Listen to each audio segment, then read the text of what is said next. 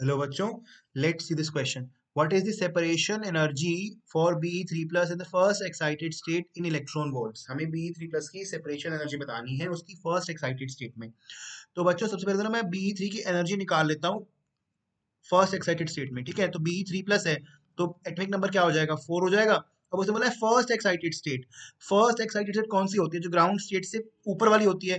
कि ground state GS से जो आपका इलेक्ट्रॉन होगा वो हायर मतलब एनर्जी लेके हायर ऑर्बिट में जाएगा तो उसे बोलते हैं first excited state, first ES.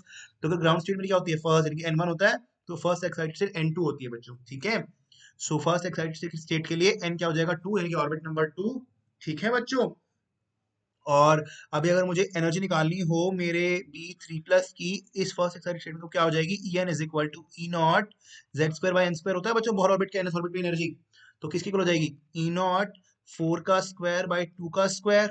ठीक है बच्चों, so that will be equal to E naught into 16 divided by 4, यानी कि 4. और जो ई नोट होता है उसकी वैल्यू कितनी होती है, -13.6 इलेक्ट्रॉन वोल्ट होती है.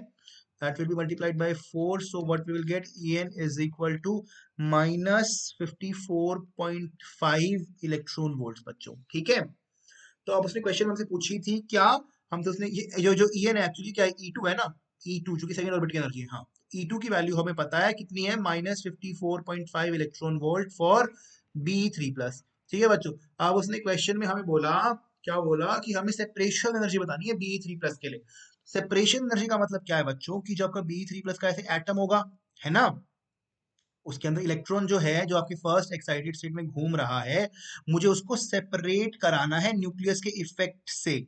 ठीक है, यानी कि मुझे उस इलेक्ट्रॉन को एटम से बाहर फेंक देना है, यानी क्या कराना है, आयनाइज करवा देना है, आयनाइज करवाना है मुझे उस इलेक्ट्रॉन को. तो आयनाइज करने के लिए क्या करना होगा, मुझे क्या सेपरेशन एनर्जी देनी होगी.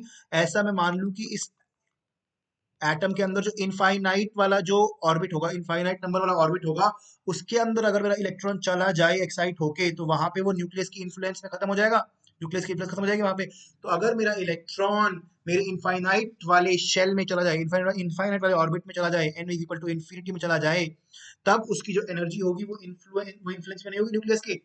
तो वो मेरी सेपरेशन एनर्जी कहलाएगी. कैसे चेक करते हैं कि उसका सम मेरा, उसका डिफरेंस उस n is equal to infinity के अंदर जो मेरी एनर्जी होगी इलेक्ट्रॉन की, उसका और E2 का डिफरेंस जो होगा वो सेपरेशन एनर्जी कहलाएगा, इस इलेक्ट्रॉन के सेपरेट होने के लिए बच्चों, यानी कि दूर होने के लिए, न्यूक्लियस से दूर हो जाना, सेपरेट हो जाना, या आयनाइजेशन कहलाएगी. सो ई इन्फिनिटी किसकी इक्वल हो जाएगी, E naught Z square by infinity का स्क्वायर, यानी कि जीरो हो जाएगी वैल्यू, क्योंकि 1/infinity जीरो.